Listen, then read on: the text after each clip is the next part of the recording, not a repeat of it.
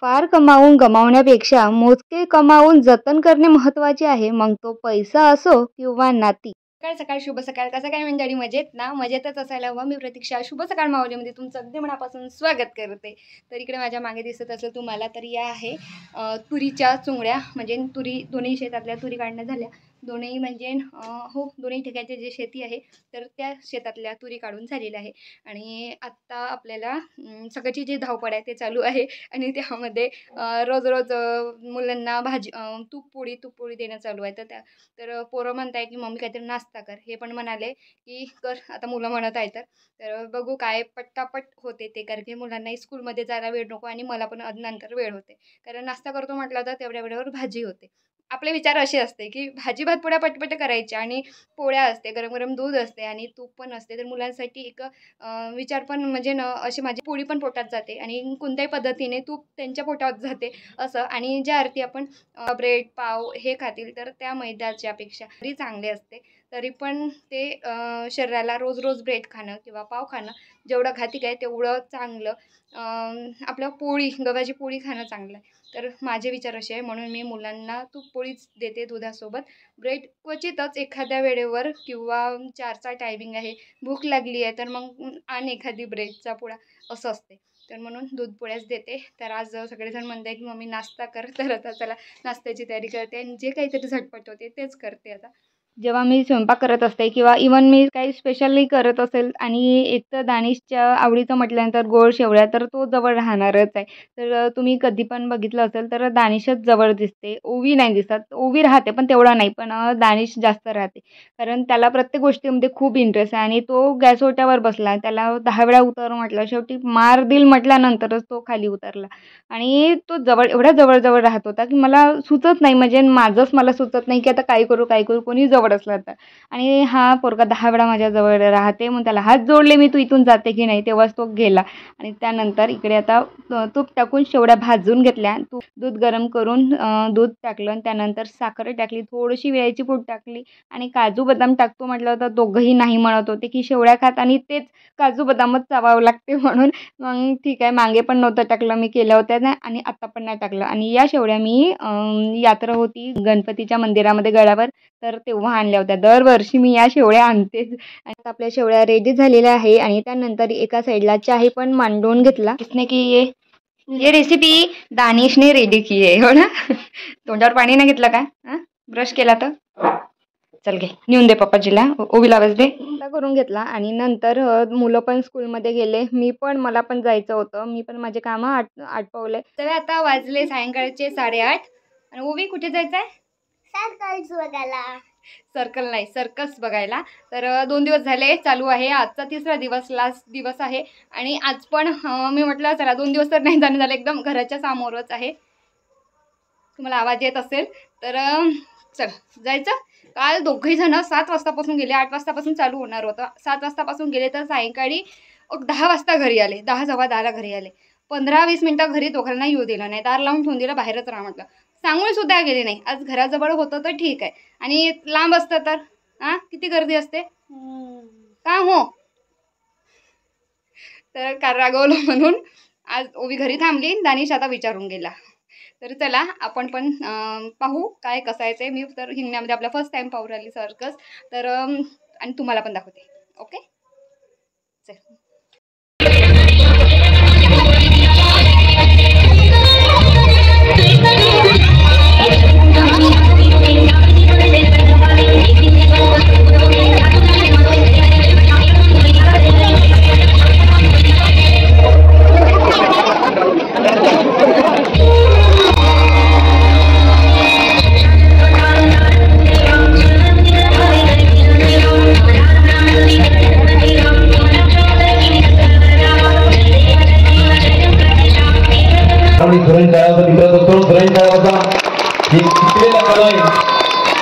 परंपरेचं कला दादा मध्ये वय 31 बरोबर.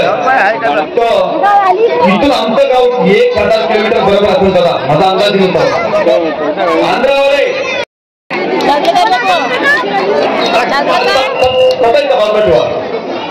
हा तटायच्या बाजूला हातावर तुम्ही तुमचं बोट सांभाळून पुढे चाललं तुम्ही थांबा घरी नाही कुठे चाललंय थांबा घे दाखवायचं कला अरे भाऊ ऐकून घ्या महिला मंडळ पुरुष मंडळ ते सगळं इथंच होते दगड रोज बघितलं असतं ते काही लोक ते दगडाचा म्हणजे छातीवर ठेवायचा असतो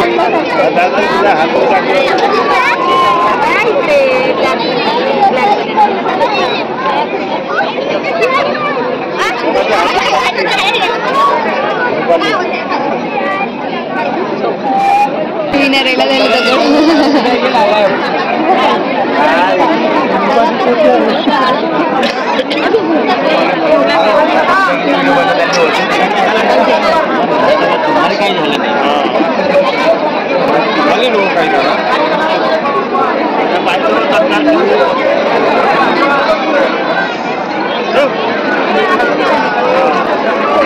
वाटर पाठवतो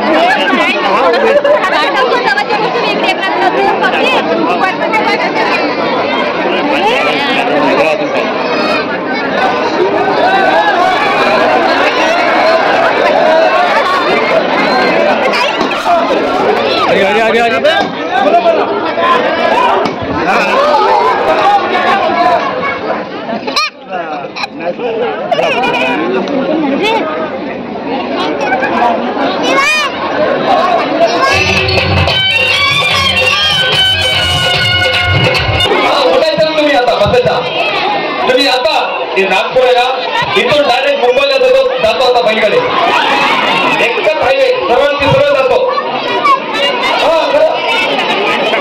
आता हे बैलगाडी ओढण्यासाठी 4 भाऊ या आता तुमच्या सर्वांच्या समोर एक हास्य लागले हास्य म्हटलं तर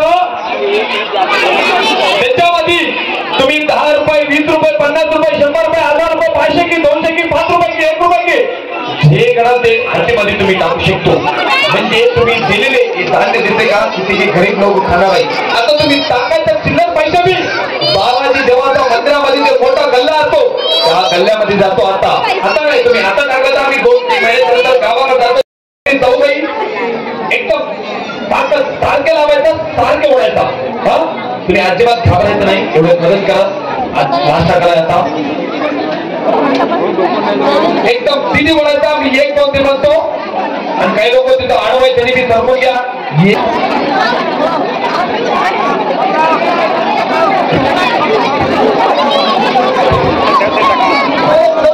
तुम्ही धरून घ्या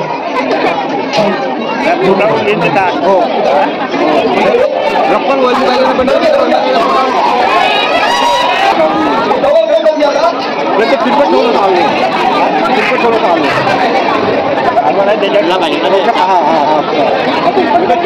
गेलं पाहिजे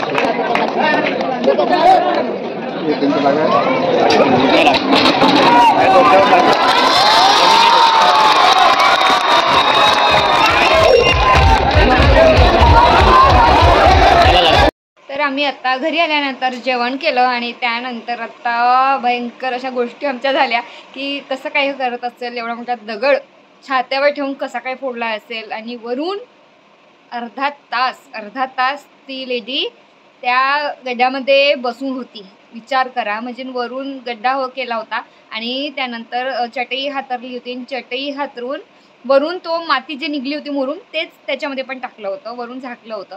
तर खरंच ते पाहण्यालायक होतं म्हणजे खरंच ते एक आश्चर्य असं जनक गोष्ट होती की म्हणजे अर्धा तास आपण 15 मिनिटे नाक तोंड दाबून थांबू शकत नाही ती अर्धा तास कशी काय बसली असेल तिथे हो ना. पण असं आपण घरी करून बघायचं नाही कधीच काही काय म्हणते तुला पण कधीच कोणाचं नाक तोंड दाबायचं नाही हा. ते त्यांच्याकडे ते विद्या असते ते काही गोष्टी त्याच्यामध्ये शिकून असते लहानपणीपासून त्यांना ते जमते काय म्हणतो मी याची भीती वाटते. हा कधी काय करेल ना कधीच सांगता येत नाही. ओके ओवी, मी काय म्हणते ते कळत आहे तुला? तुला पण ना? तर चला आता तुला काय विचार आहे त्याबद्दल? कसं वाटलं? छान वाटलं, पण त्याला कसे केले ते माहित नाही. पोटावरून बंदी. आणि ओवी तुला? काल 2 दिवस चालू होतं. 2 दिवस काय झालं माहिती नाही. काहीतरी टायरला पेटवलं होतं आणि त्यामधून तो स्वतः निघाला होता, हो ना? असंच काहीतरी. हां. टायरला तार बांधले आणि ते असं फडकं बांधले तारले आणि पेट्रोल टाकलं आणि त्याला आग लावली. अच्छा, आणि ते पेटवून त्याच्यामधून तो निघाला. टायर असं काढला. असं काढजा, असं काढा तुला म्हणून वीजला देखील तुझ्या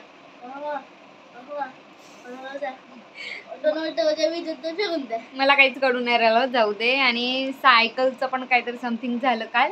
तर ठीक आहे, म्हणजे असं वाटते की 2 पैसे कमवायसाठी म्हणा की एक पोटा पाण्यासाठीच कोणी काही करतेल ना, ते पोटा पाण्यासाठीच करते. ते असो की आपण असो, इवन मी सुद्धा असो, तेच कोणी असं काही रिकामट्यावर कोणीच बसलं नाही की त्याचं की म्हणजे नसं 2 पैसे कमवायचे नाही किंवा पाहिजे नसते. सगळे जे काही करते ना ते आपल्या पोटा पाण्यासाठी सगळ्या गोष्टी करायला जाते. पण असं वाटते कधी कधी की म्हणजे एवढं म्हणजे काही गोष्टीतून म्हणजे आपला जीव जाऊ शकते की त्याची ते बायको असेल किंवा बहीण असेल, मला तेवढं माहिती नाही. पण ती म्हणजे त्याच्या एवढ्या जवळच्या व्यक्तीचं ती तेवढ्या म्हणजे रिकाम्या गड्ड्यामध्ये वरून मुरूम वगैरे सगळं पॅक होतं आणि तेवढ्या याच्यामधून ती अर्धा तास राहिली. म्हणजे हे लहान गोष्ट नाही आहे. तर म्हणजे किती म्हणजे जीवाची हानी होऊ शकते या सगळ्या गोष्टीमध्ये सर्कस म्हणलं तर. तर आधी लहानपणी आम्ही महाराज बाग भरपूर चालायचं तेव्हा. तर माझ्या मम्मी पप्पांनी आम्हाला नेलं होतं माहिती का दानिश. तर फक्त सर्कस म्हटलं ना आम्ही तेवढंच पाहिलं होतं की हत्ती बॅट बॉल खेळत आहे किंवा हत्ती एवढा मोठा हत्ती एका छोट्या स्टूलवर उभा होत आहे, समथिंग असलंच काही. पण एवढं पण नव्हतं. मंकीद्वारे काहीतरी गेम खेळत होते. आणि हे असं स्वतःच्या जीवावर बितणारं असं सर्कस मी पहिल्यांदा पाहत आहे. आणि सर्कस म्हणाव की आपल्या म्हणजे जीवावर बितून काही कला म्हणाव की जादू म्हणून तर नव्हती. तर खूप छान वाटलं, जे काही आहे ते खूप छान वाटलं. चला मग आता याच नोटवर आजचा व्हिडिओ थांबवते. व्हिडिओ आवडला असेल तर लाईक शेअर कमेंट नक्की करा. Thanks to for watching my video. Bye.